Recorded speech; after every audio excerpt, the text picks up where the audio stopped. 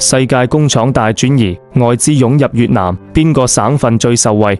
蘋果、三星、富士康紛紛搬廠。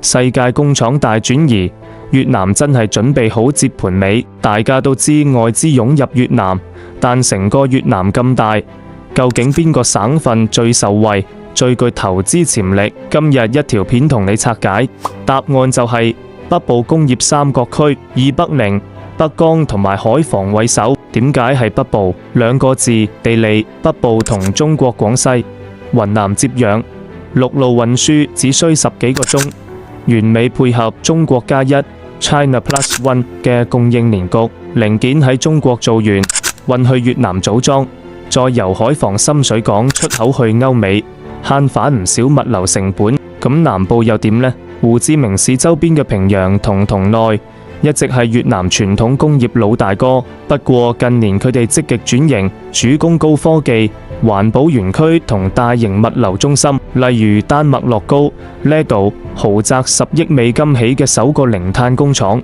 就係揀咗落戶平陽。南部勝在配套成熟、人才集中。